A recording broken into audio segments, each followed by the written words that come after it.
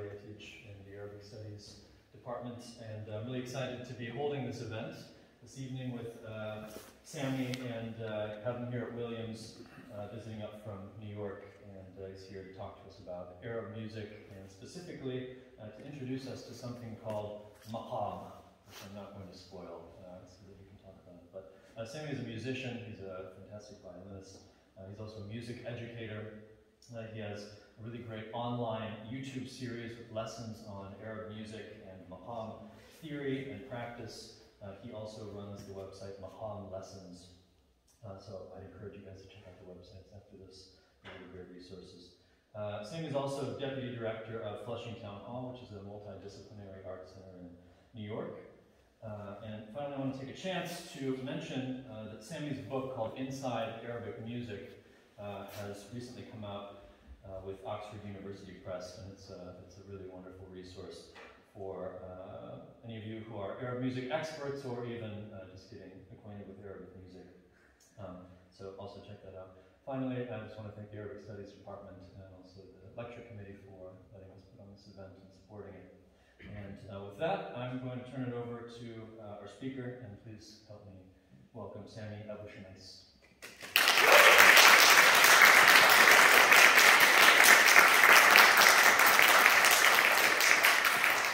Thank you, everybody.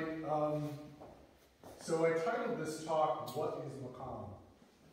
And when people talk about Maqam, they usually start with a couple different ideas. One of them is musical scales. So if you may have heard of like raga in Indian music, Maqam as the scales used in Arabic music. This is a problem for reasons that I'll get into over the course of the talk. But another way that people start to talk about it is that it is the melodic modal tradition of Arabic music. And that's an abstraction. And we don't understand anything from abstractions. I know that we're here at the university and we like to talk in terms of abstractions, but we can't really get at what is Maqam if we start with the abstraction. So I prefer to start from the concrete and move towards abstractions if and when necessary. So with that being said, before I continue, I would like to encourage you, if you're willing to move towards the front of the auditorium. We're going to do a lot of singing today, meaning you are going to do a lot of singing today.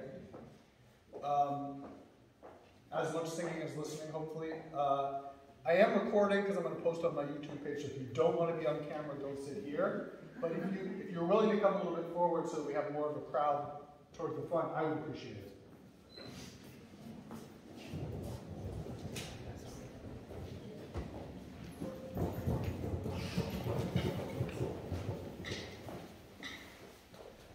This is my little graph to explain what I mean. For one of my earlier lessons, I drew this Maqam iceberg to illustrate the fact that scale is just the tip of the iceberg for what we understand as Maqam. And being a little cheeky, I put music theory as the surface of the water, and music practice as the ocean itself. And then I drew the USS Academia about to crash into the iceberg, not understanding what's underneath. So this should give you a sense of what I think and how I think about what it's about. So to start to get into Maqam, we want to start with embodiment, with understanding what it is physically in our bodies and in our voices. So I'm going to just play for you for a second.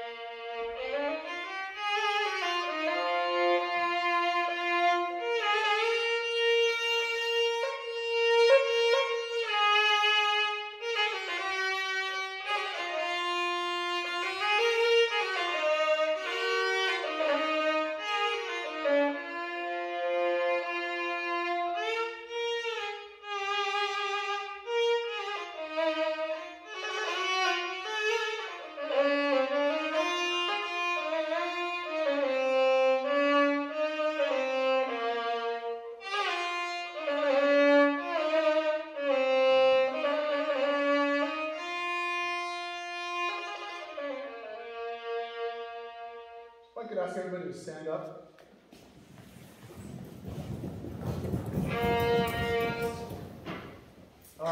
When we sing, it's always helpful to engage our abdomens. So let's just start by doing ha, ha, ha.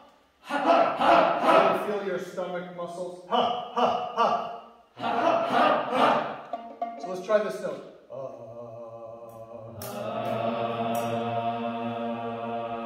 So I'm going to sing phrases, and I want you simply to repeat after me. Yelele, yelele,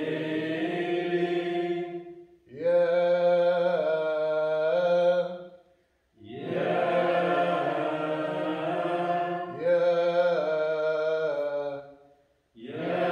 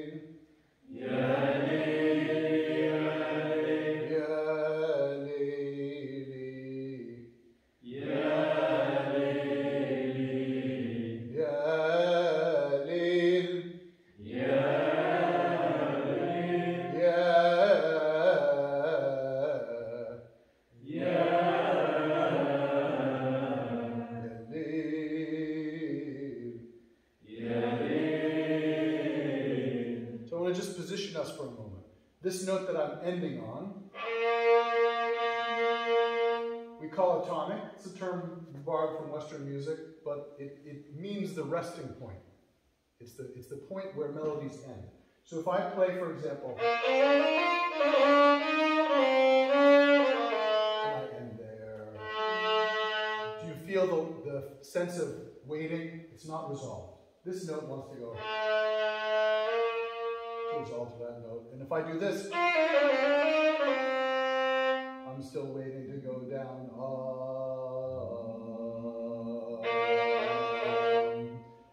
So I'm going to call this note 1. Can everyone sing? 1,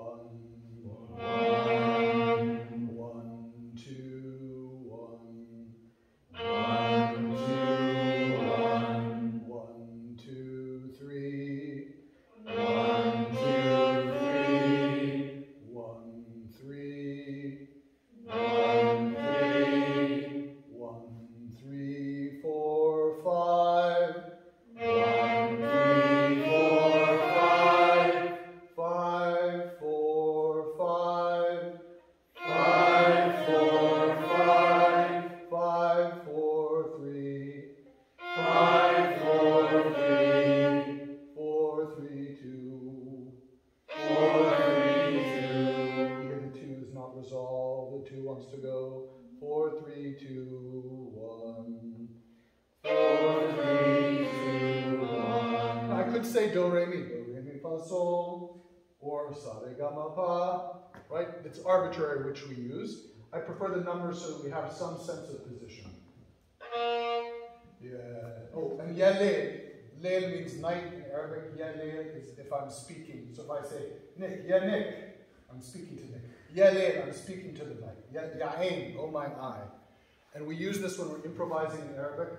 It's simply, I mean, it's easy to improvise on yalel, but it's also sort of used as filler words in some washahat, which are certain kind of songs.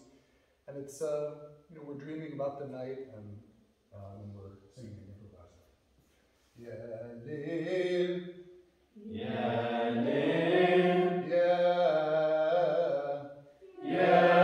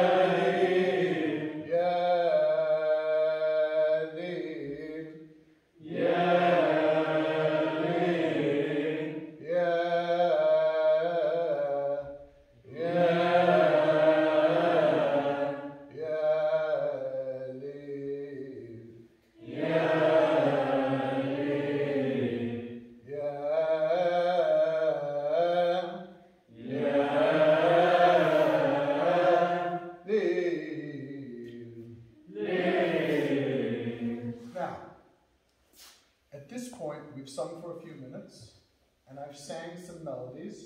I'm improvising. I'm making up the melodies as I go along, but you should start to notice that there are some patterns in the melodies that I've used so far. I'm not just singing any notes in any order.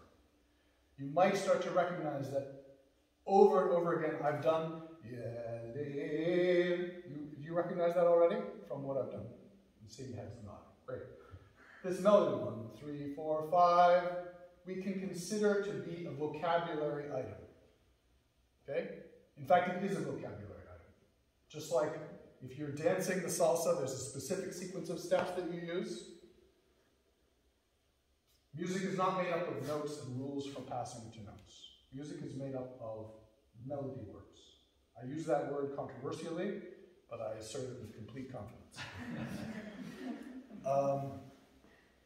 Musicians have these melody words in their vocabulary. We have vocabulary. Musicians who are trained in Maqam, and even listeners who have heard this music for many years, have the vocabulary in their ears. And in fact, we have thousands of these vocabulary words in their ears. Now, I use the word, I said it was controversial. It doesn't have a meaning in the sense that linguistic words do, but it is in every other respect identical to a word. It is a discrete item that is distinct and is identifiable by its special sequence. It's not, you can't just stretch it out and make it something different or just say it's a rule that you jump from 1 to 3 to 5. No, this is a word.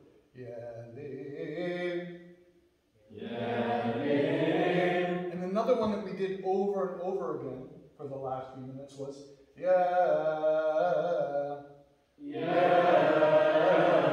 Recognize that? We did that already.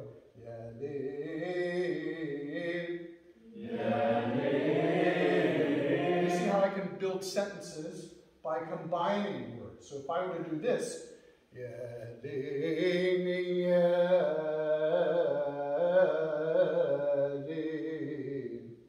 I didn't just sing 17 notes or whatever. I sang 4 words. I repeated it. And then another one. So I'm thinking, this is again how it's vocabulary. I'm thinking at a higher level than note to note. I'm thinking on the larger chunking. We know that the brain works this way. I won't go too much into it. There's lots of examples. It's a consequence of information theory, but anyway. So let's continue with our Maqam. So what we've done so far is what we call a jins. Jins, J-I-N-S, we transliterated it. It's actually an Arabic word that was taken from the ancient Greek, genus, which means a kind or type. And the Arabs in the 9th century were studying ancient Greek tetrachord theory, so they borrowed this word. So we haven't gone all the way up the scale. You notice when we were counting, we counted 1, 2, 3, 4, 5. Let's do that again. 1, 2, 3, 4, 5. So this first jins we can call jins rust. Can everyone say jins rust? Jins rust. Okay. So it has particular notes that we're using. I'm not talking about the intonation, but you're feeling it. It has particular melodies, and those melodies are what I've started to identify for you. That's what we've copied back and forth. And it has a particular mood. Right? There's a particular character that we're feeling here.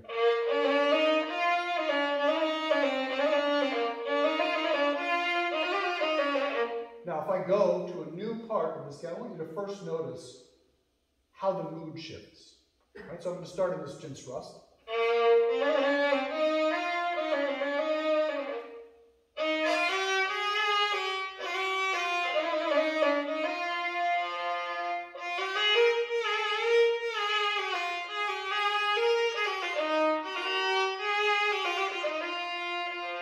You feel that there's a different mood?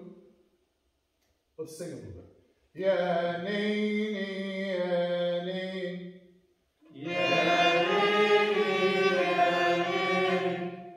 nee, nee, yeah, nee, yeah, nee. Yeah, nee, yeah, nee.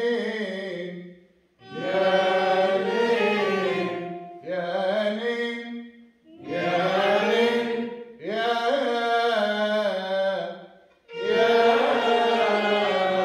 Yeah, nee.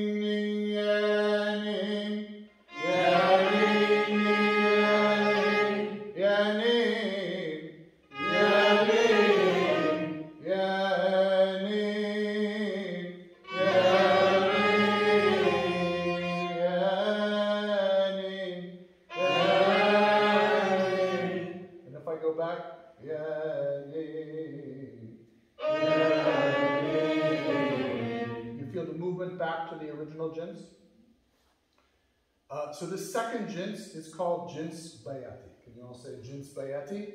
Ginspayanti. And here's where the numbering system is helpful.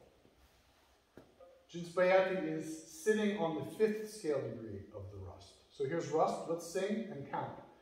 1, 2, 3, 4, 5. If I sit on this 5, and I add,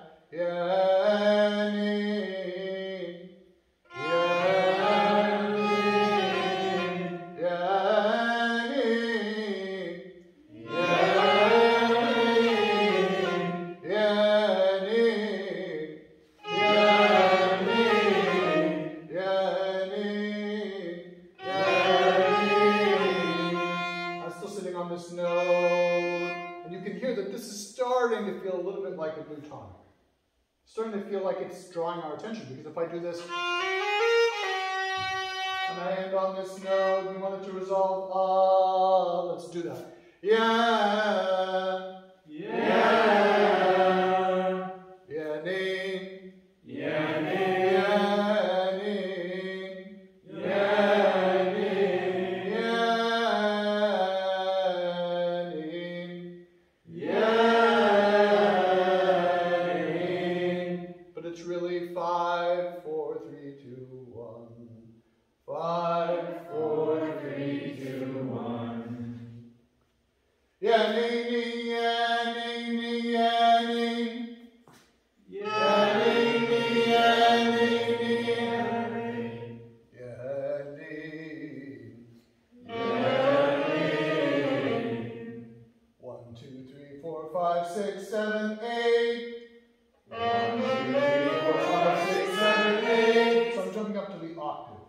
Octave is the 8th note. I don't know how many of you are in music theory or don't. I'm just going to talk as though you simultaneously know everything about music and don't know. So the 8th is the octave. And suddenly I moved to emphasize this 8th. Right? We were emphasizing 1. Then we moved to 5. 5. And now I'm going up 8. Yeah, ning. Yeah, ning. Yeah, ning. Yeah, ning. Yeah, ning. Yeah, ning. Yeah, ning. Yeah, ning. Did you notice the mood changed again? Here I was. Yeah, ning. This is one mood. This is the mood of rust itself. And then I came here. Can you sing this? This is called Jins Nahawan. Everyone say Jins Nahawan? Jins Nahawan. And Nahawan is also sitting on 5. 8, 7, 6, 5. Can you all repeat that? 8, 7, 6, 5. Yeah,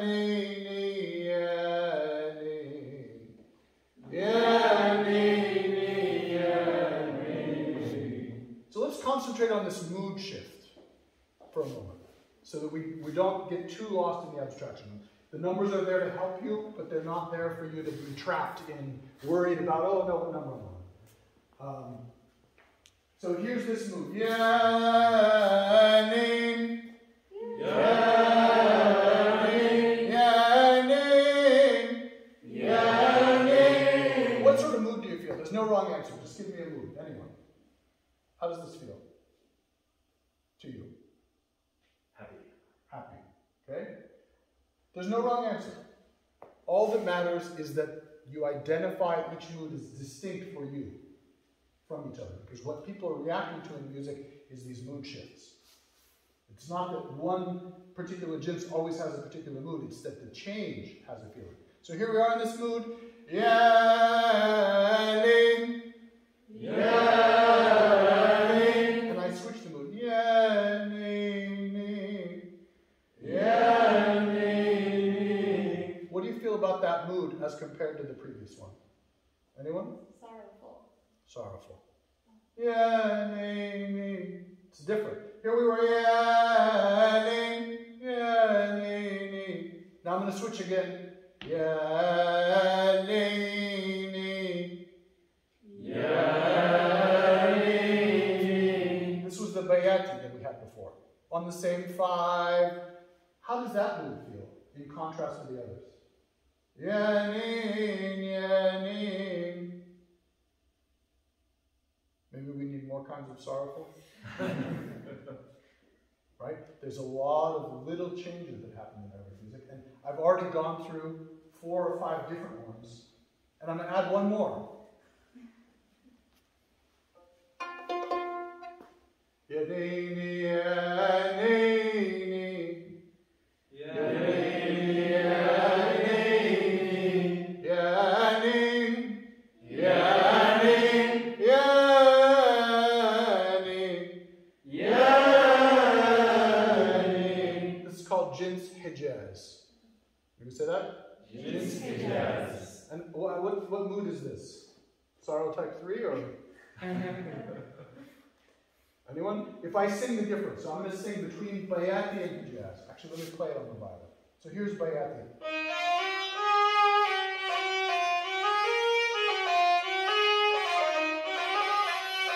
Concentrate on your feelings. Even concentrate on your body. Now, feel what you feel when I change.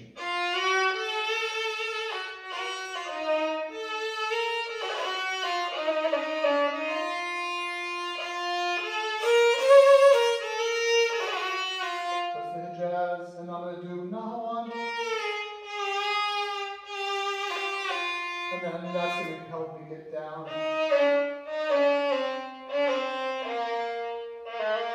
What do you feel when we get down to the rust at the bottom? We just came down 5, 4, 3, 2, 1. So we were spending a lot of time changing at the top when we came down. Now I want to show you a representation. You guys can sit down for a minute. Okay. We have enough of this graph, right?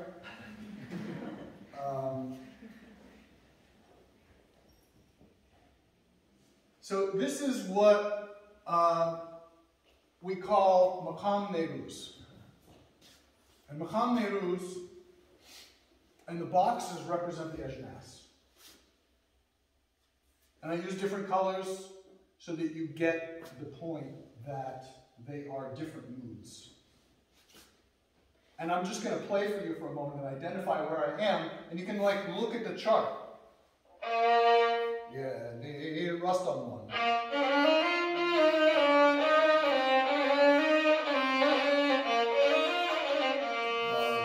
Bayati. 5.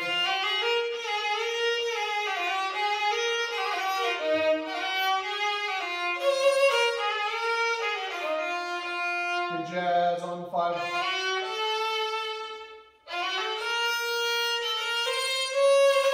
This is Nahawan on 8.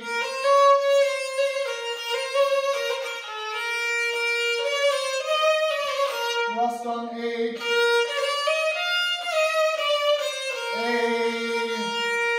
Nahawan on 5. Rust.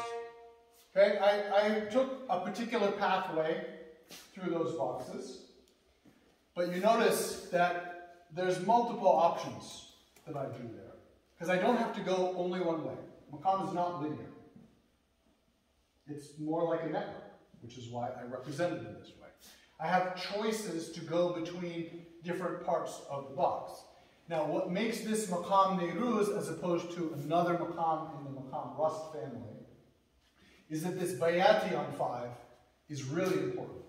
It's what we started with when we went up to 5, and it is very prominent and things go back to it. But you may have noticed that I really like going down to the Nahawan on 5 to go down. It gives me this feeling of resolving to the rust. You may ask, well, why does it give you this feeling?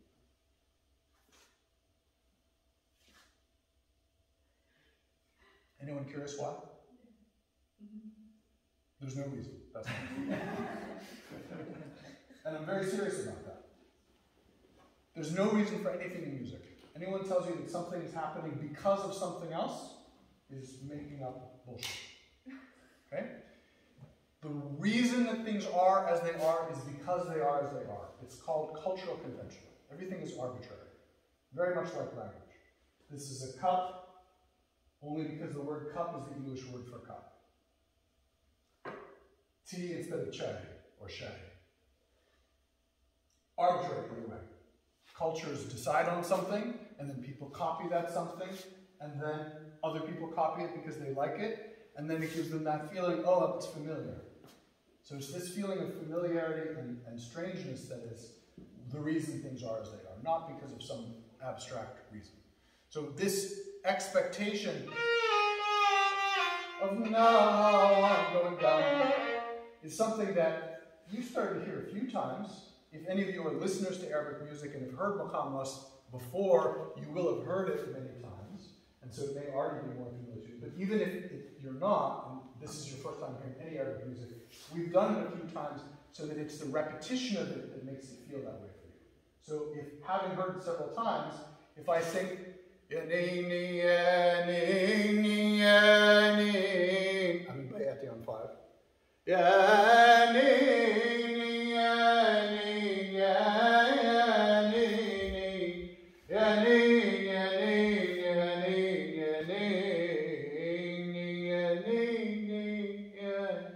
As soon as I do that, you're starting to feel something moving that's familiar.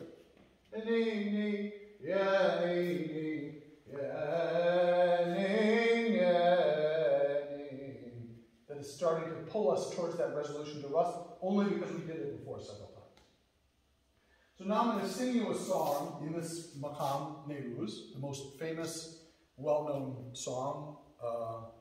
It's a muashah, which is a genre of poetry, actually, that originated in Andalusia. But the songs, the melodic compositions are more recent, from the last few centuries, from Egypt and Syria. If you're interested in that history, there's a complex politics of it. You can read Jonathan Stanley's work on the reference to the Andalusian past. So there is poetry that's from Andalusia, but the compositions are new. Anyway. Muashah called Ya Hilala.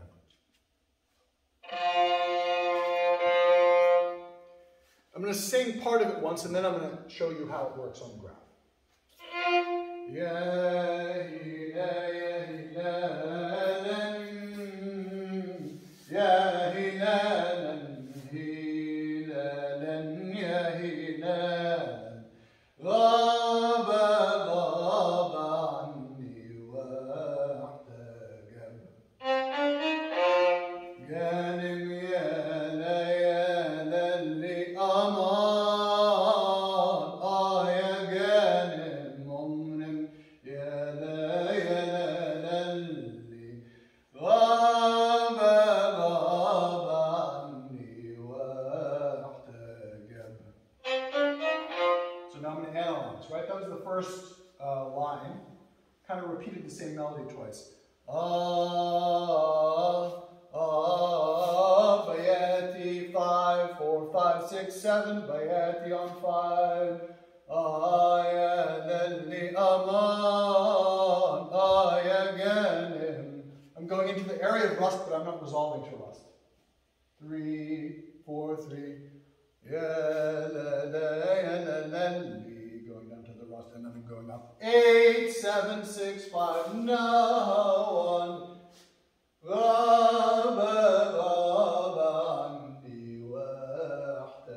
So it went up bayati, bayati, rust. Now 1, rust. Okay? Wagarni, wagarni,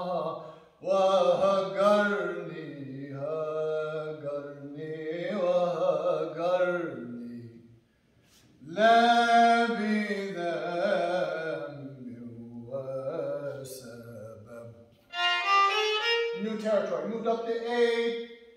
في الهوى. This is here. 8, 7, 6, 5, 6, 7, 8, leading to the octave tonic. في الهوى ما نابني غير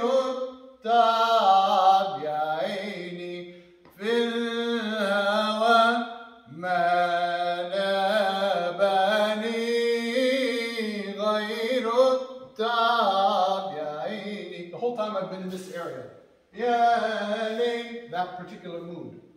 Now there's a wonderful performance by the singer Latifa, Egyptian singer, and she adds some improvised sections.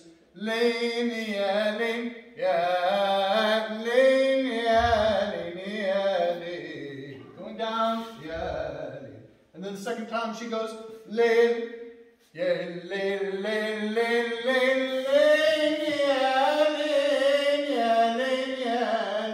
she adds a little bit of the rust on the octave. This is a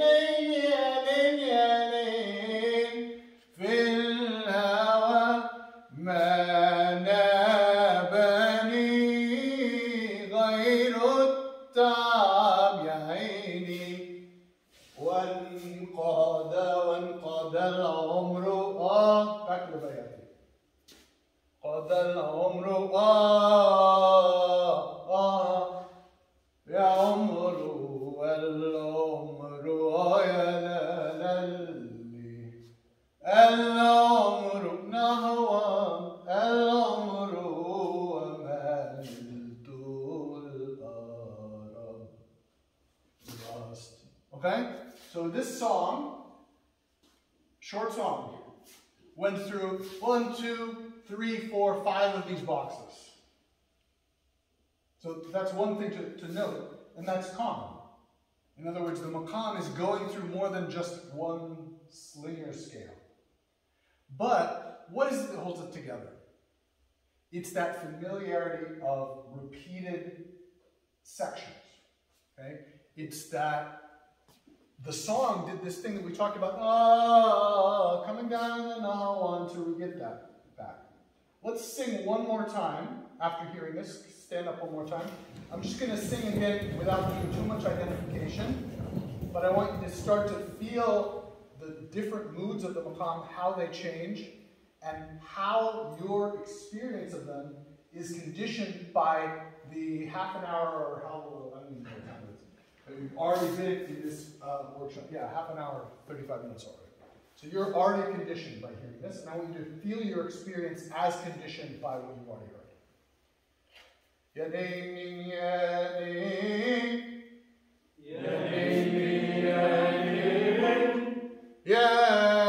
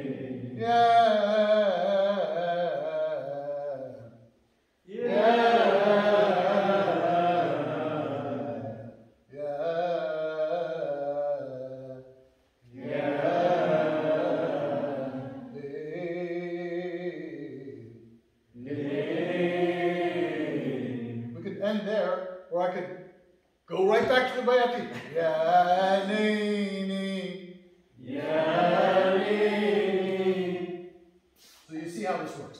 You can take a seat. So now, I'm going to give you a little bit more abstraction and theory. So the point here, I want to talk about why this network shape is what it is. Okay? And I've already mentioned it, but the network is the way it is because people are repeating things.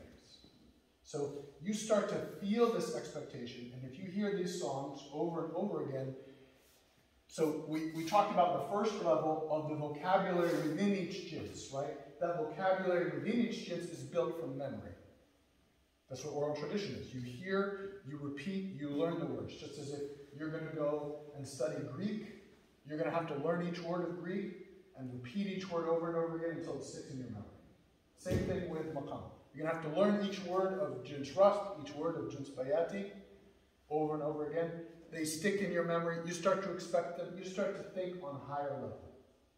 The same is happening in the Maqam, which is built from jins. Oh, ajnas is the plural of jins in Arabic.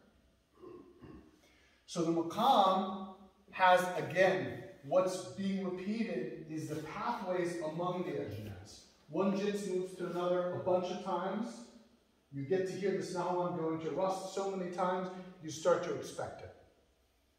The expectation is built from memory, and that is what this structure is based upon. It's based on memory and expectation. I mentioned that it is arbitrary and that it is based on culture. So the other thing to keep in mind when we're thinking about this is that it is not one memory in which this is held. It is collective memory. It is a shared agreement between a community. You can't have a language if only one person is speaking to themselves. Now, everyone's graph may look slightly different. You notice that when I sang that song, Yahidan, I didn't use the Hijaz 1.5. I didn't use the Nahawan 1.8. The upper rust only came a little bit, right? Some other songs might use different parts of the Maqam. A particular improvisation, you notice I improvised a few times. First of all, we were improvising together. And then I played on the violin, I improvised a few times. I was using different parts of the graph. A different Arab musician who came in here might emphasize something more than I did and emphasize something else less than I did. But there's enough of an overlap that you get the sense that it's a shared vocabulary. And when you listen to Arabic music, if you listen, especially to recordings of improvisation, to a vocal improvisation, you'll hear something called tarjama. Let me illustrate for a moment.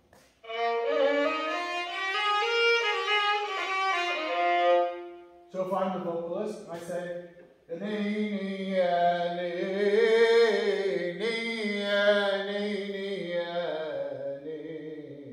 the qanun will come in.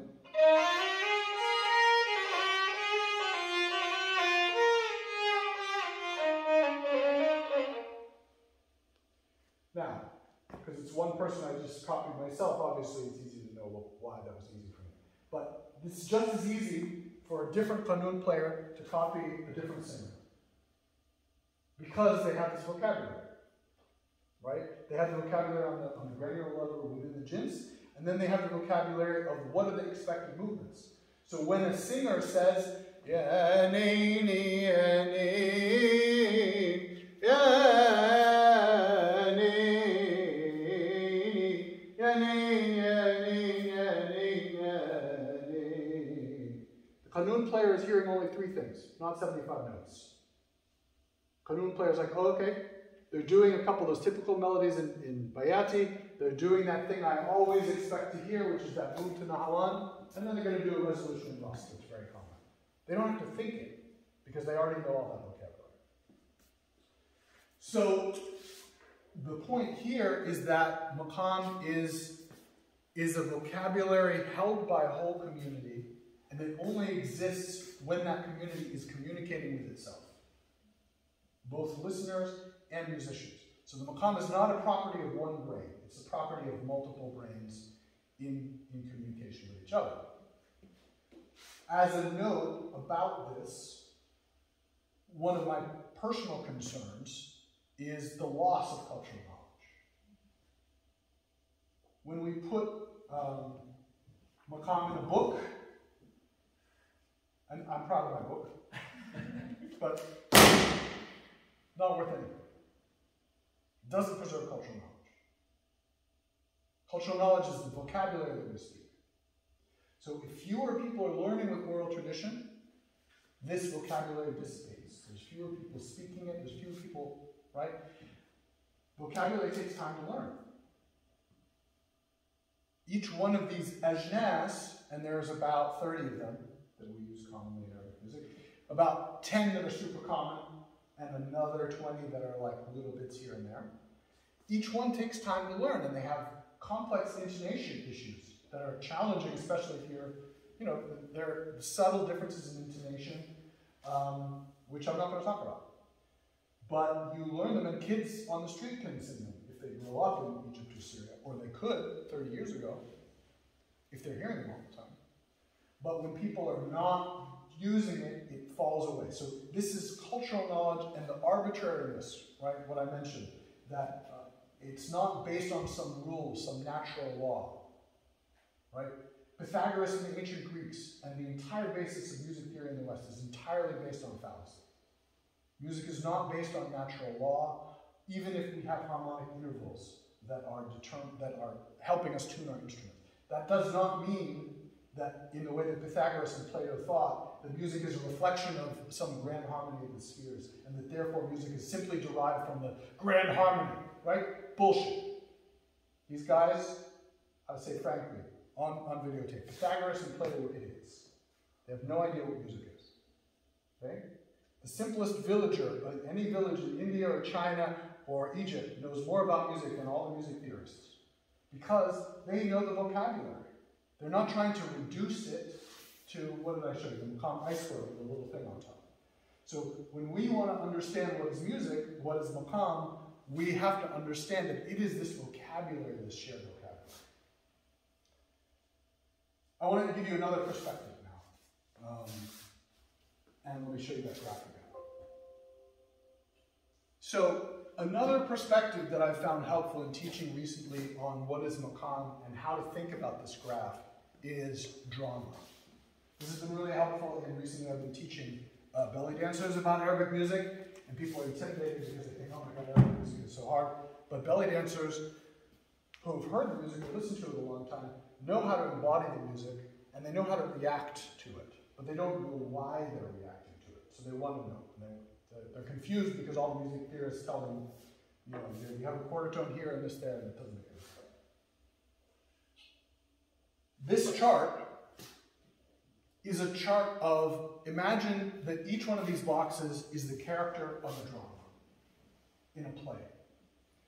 And they are having some kind of conflict with each other, or there's some story being told between them. And I'm going to play for you to sort of illustrate that. I want you to, again, go into your feelings of how you feel the moods shift and change. So let's talk about this Bayati and Hijaz contrast. Okay? Here's Hijaz.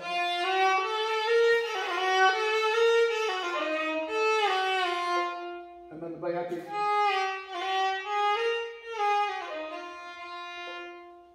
So if my overall Maqam, and I'm just going to use Rust 1, Bayati 5 and Hijaz 5, that's mood. And then Hijaz, and Bayati. So if I want to make an improvisation, and I want to make it meaningful, emotionally meaningful, compelling musically, I'm going to play up this drama.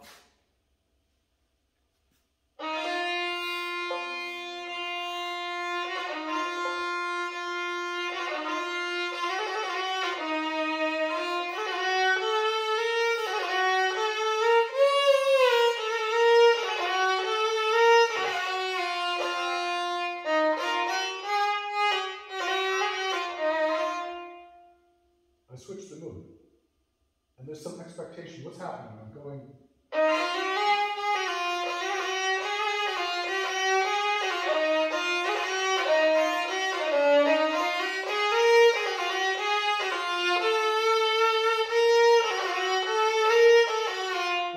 get back sort of in the middle, towards the end of the phrase.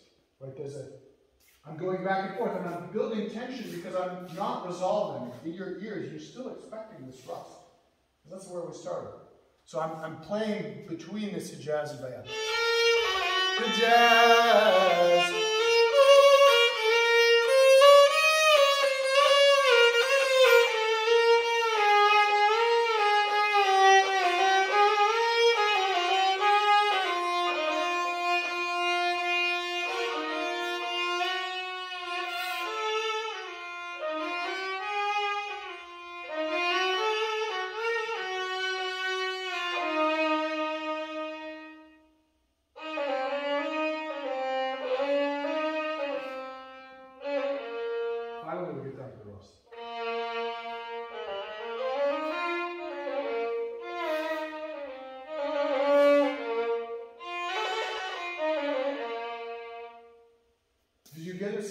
Of the drama between the ajnas while I was playing? Does this sort of make sense? Again, some of that is built on, again, expectation and memory. There's obviously the principle of contrast, right? That maybe you don't have the memory of it, but you can hear it quickly simply by the contrast, and I'm playing with contrast. But the more that you have the memory of it, the more that drama gets played out, because you have an expectation of what's going to happen. And again, the element that I didn't throw in, but I'm hearing it in my ear already. I need this. So now hold on.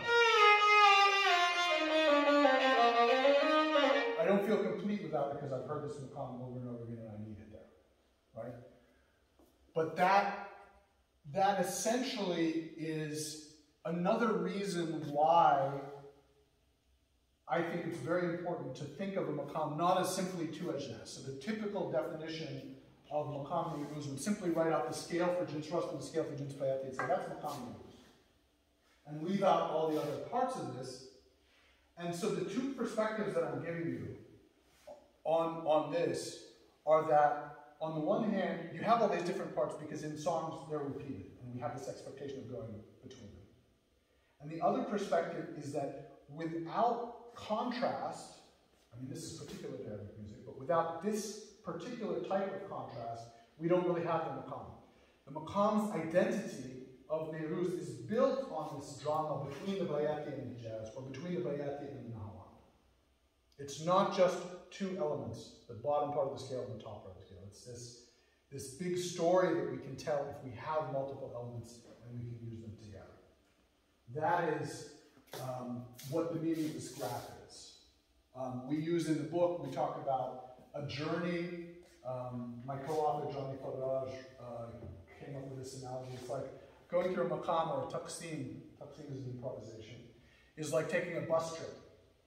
And you know the typical stops that you could go, and the bus driver may not stop at all the stops, but he might, a really good bus driver who really knows them might add some extra stops that weren't on the itinerary and knows how to get back to where you were. But we'll go through some of the main stops. You definitely have to hit the main sites and you go back. There's a lot of metaphors that we can use to talk about what Maqam is, but it all relies on this sense of expectation and knowledge and experience. And what I want to say there is that the general aesthetic principle of expectation and surprise is really operational here. I think it's a universal aesthetic principle, not just in different kinds of music, but across the arts, which is that you have to have a certain amount of familiarity to appreciate something, but if it's too familiar, then it gets boring. Too repetitive, then you're like, oh, okay, yeah, I've heard that before. I don't care. So you need some little element of surprise to make it, okay, I got some interest there. On the other hand, if you have too much surprise and you're doing too many things that are different, people are confused, right? Some musicians will come to me, students will come to me, well, what if I do this? Or what if I throw in something else here? I want to do this. You can do whatever you want. So it's you know, art is free. Free in the sense that you can create whatever you want. But if you want people to like it, if you want people to appreciate it, you have to play with their brains, right? Music is a type of, art is a type of manipulation. We're playing with people's emotions. And to do that, we have to know what people react to. And what people react to is what they already know, and surprise. So too much surprise, and you're like, oh, it's so overwhelming, I can't even think. Right? You just took me 25 different places. I don't get it. Right? So it's that middle ground between too much surprise versus too much familiarity, and finding the right balance between having enough that is familiar and then a few key surprises to keep people interested and make something unique for that particular artist. That's artistry, right? And this Maqam system as a chart, right, you can see that it has that possibility built in. So what I'm thinking of as the conception of Maqam as a network is also the possibility of an aesthetic experience. This drama, this expectation and surprise. And it's also how Maqam changes. Because this network is not fixed. I told you earlier that it may not be identical from person to person. It also isn't identical from one period of time to another. It's not an abstract entity that is forever fixed in time. What happens is, someone might start to add something else to this network. Now, they add something to the network, they don't throw it out. They add one more box somewhere. And maybe they make a hit song. And other people are like, oh, that's really cool. So then 5 other songs come and they add that other box. And then suddenly, the Maqam changes through this process. If you have a lot of familiar and just one little additional element, it starts to expand the network. So what's happening in the aesthetics of one particular moment, one particular performance, is also the process of evolution of the language. It's the same that we see when we talk about words, right? People are inventing new words all the time. We have 400,000 words in the human language now. And in this generation, I mean, you guys are young right here in the front. Some of you probably know some words that I don't know because I'm old, right? But most of the words that we know are in common, right? So people are adding a few words here and there, and over the course of generations, the language changes, the Maqam changes over generations. And we can see that in Maqam, if you explore early 20th century versus late 20th century. Maqam, thankfully, we have 120 years of recordings, so you can hear how this has changed over time. So the last perspective that I want to add is really the one that I started with, and that is the physicality of Maqam. Okay? So Maqam is a physical skill. It's a physical skill like dancing is a physical skill or cooking is a physical skill. These notes, these names that we give to them are simply, they are abstractions that we use that might be useful pedagogically or they might not. There are plenty of master musicians who couldn't tell you what the note names are, who couldn't tell you the scale degrees, who couldn't tell you what's happening. But they know this melody is Rus, this melody is Bayati, and this is how I sing everything together, and that's how it sounds, and they're on point.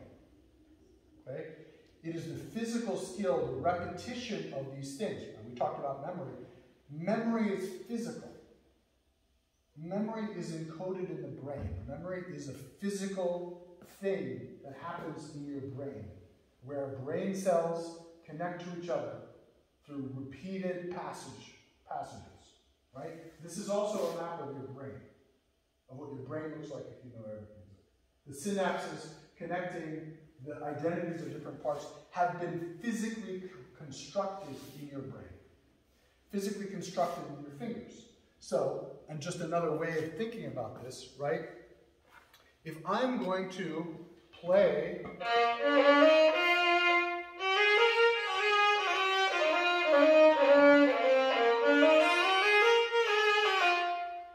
and if I'm going to sing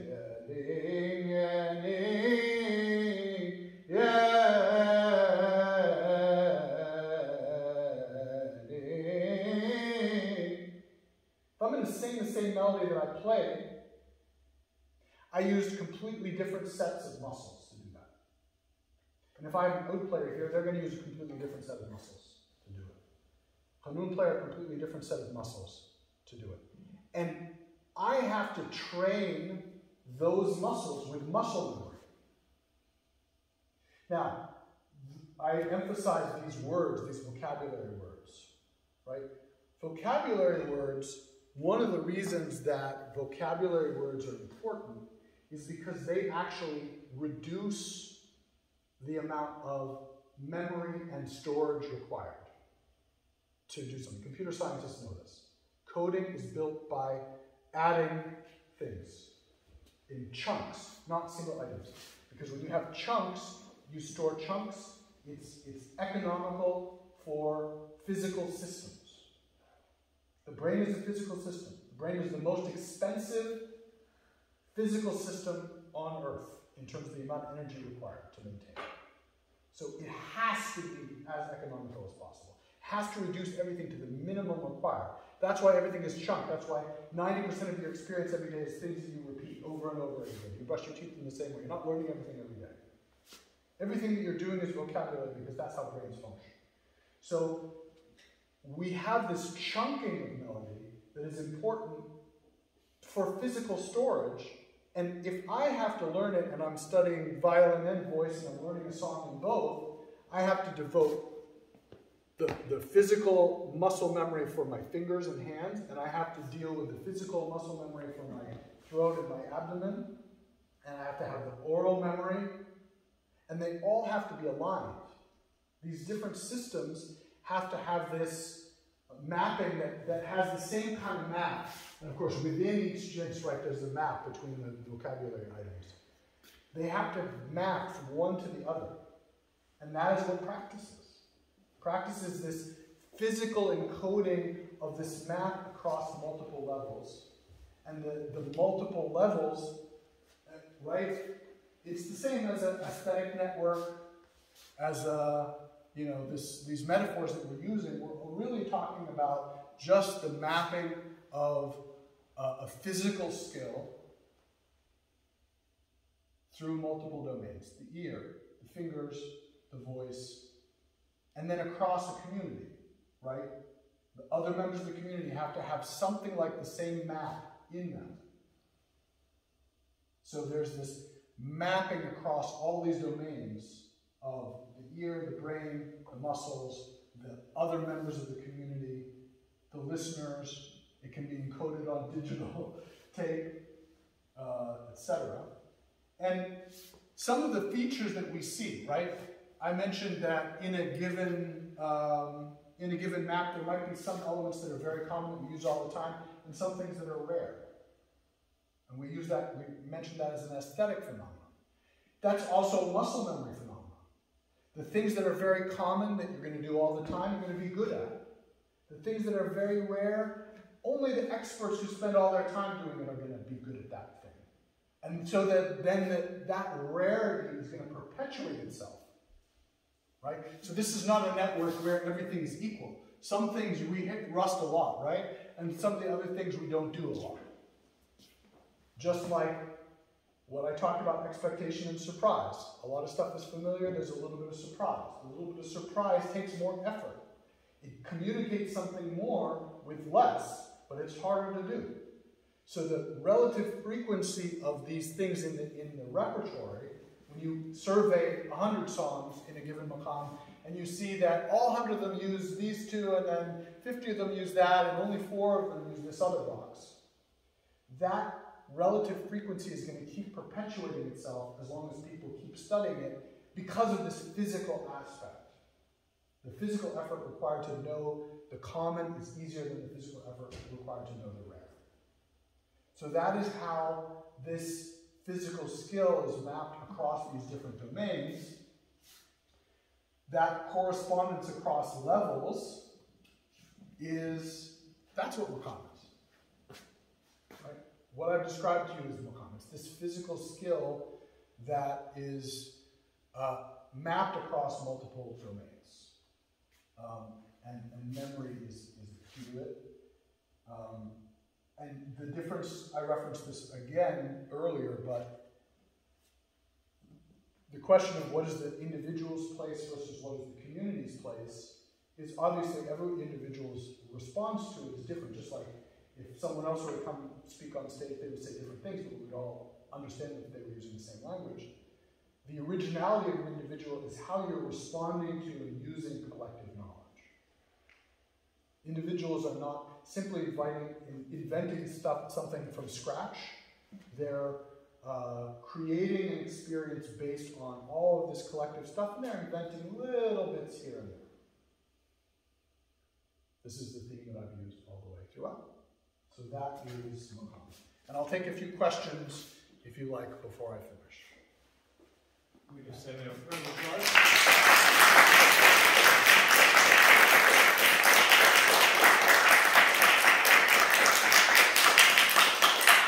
Thank you. Questions? Or did I already fill your brains too much?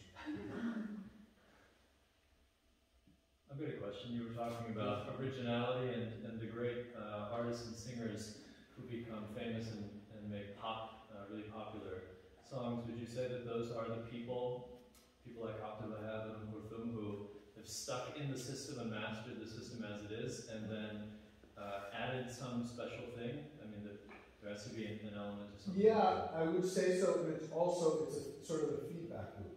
When someone becomes popular, then they become towards the center of the system, right? As people listen to them a lot, then they become influential, then they drag the system around them. So they're both, the very popular individuals are both people who know how to get into the system as it is, and make certain little changes that make them stand out, but not so radically that, right? But they know enough of the system that people are going to appreciate what they do, and then they make a new center. They make a new sort of focus for themselves. Does that sort of answer your question? Yeah.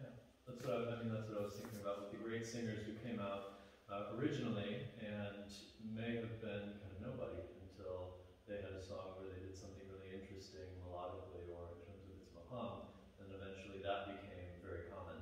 Right.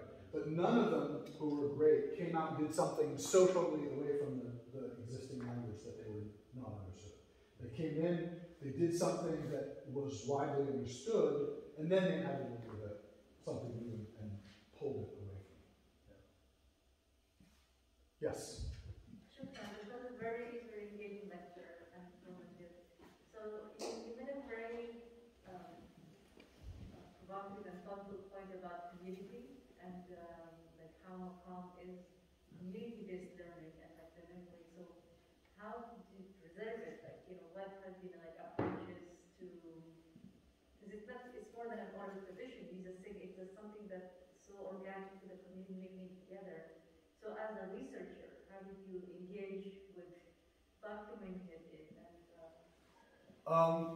This is a very important question. This is the question of my life, right? The question of how, if community is the key to preserving it, how do we preserve it? How do we preserve community?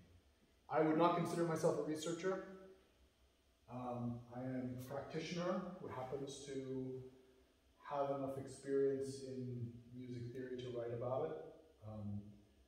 For myself, I'm based in New York City, and I have a few different things that I do, which are I perform with other musicians that I love in New York City. I also have been participating with a lot of jam sessions in New York City. This wonderful organization called Brooklyn Maqam has been setting up jam sessions since 2018.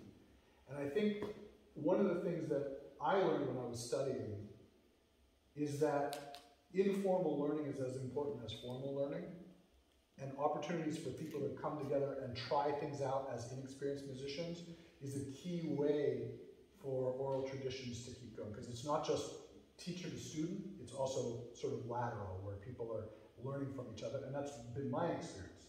When I studied in Egypt with my teacher, Alfred Demille, who passed away last year, a wonderful man, I got the experience of going to his apartment and sitting there while other musicians came to jam with him. And he taught me how to make tea the exact way he wanted it to be made, and it was kind of like an apprenticeship. And he had his ensemble, and they would come and they would play. And When I was learning in New York City in the early 2000s, I got to go to jam sessions with other musicians, and that's how we play with each other. It's like, oh, do you remember this tune? Do you know this tune? Right?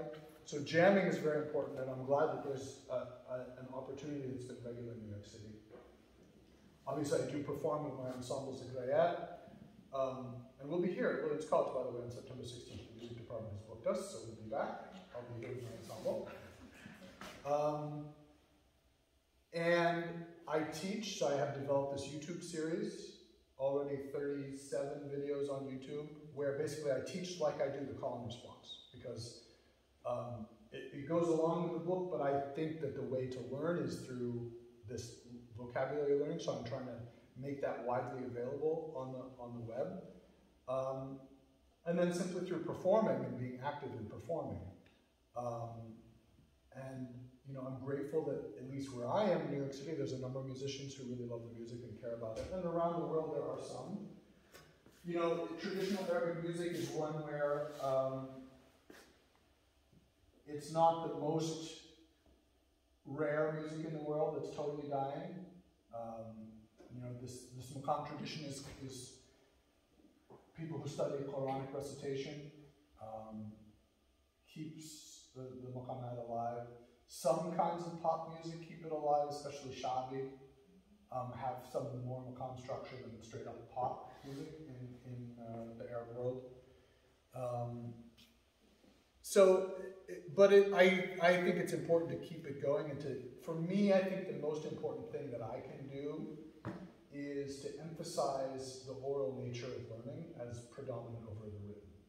Because I think that the more people study the music and learn the repertoire orally, the more that it's going to keep this sort of flexibility, this muscle memory, rather than simply thinking about it in an abstract way, which you get when you study from notation.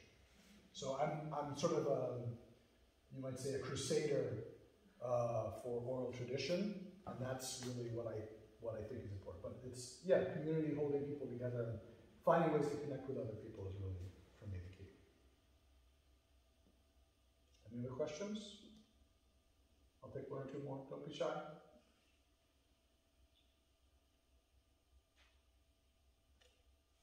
Could do this all night. What are some of the ways that you yourself learned Maqam, learned different ajnas? Was it through only your teacher? Did you have an experience? I have had many teachers.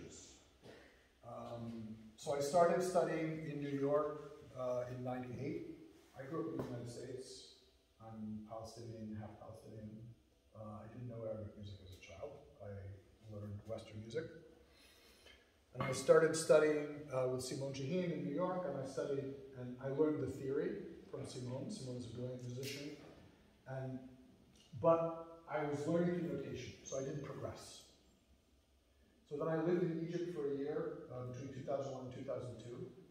And that's where I really made a big shift from learning from notation. I grew up playing piano and violin as a kid in Pittsburgh, and then, you know. So it was a big paradigm shift for me how to learn by ear, and then suddenly the world opened up for me. And then I lived in Aleppo for a while, and I studied with 3 different teachers in Aleppo in Syria between 2002 and 2003. Went back to Egypt and Aleppo a few times. Studied again with some more teachers in New York, Yusuf Kassab. And then I would say, like I was saying to the previous question, I've learned as much from the musicians that I play with as from my teachers. So really the experience of playing with musicians has given me a lot. But then the final thing has been an awful lot of listening. So one of the things that's great, and I always feel the need to observe this on the microtonal music forums on Facebook, which are very obsessed with the details of how things are tuned. And the most popular microtonal music in the world is Arabic music. I pointed out that Sif al-Hod has like 23 million views on YouTube. And the latest microtonal compositions from whoever have like 25 views.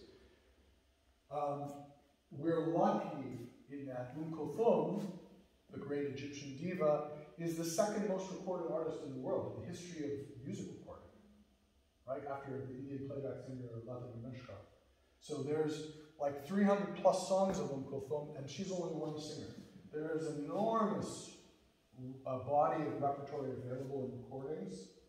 And so I am a very active listener, and I learn all of my repertory by ear from recordings for the most part now.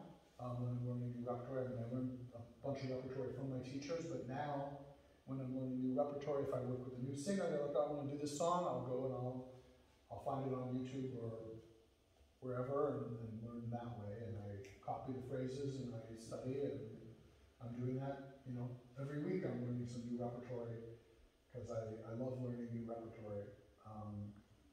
And it's again, it's an acquired skill. The more you spend time learning by ear, the faster it gets. So I'm pretty fast at learning a new song.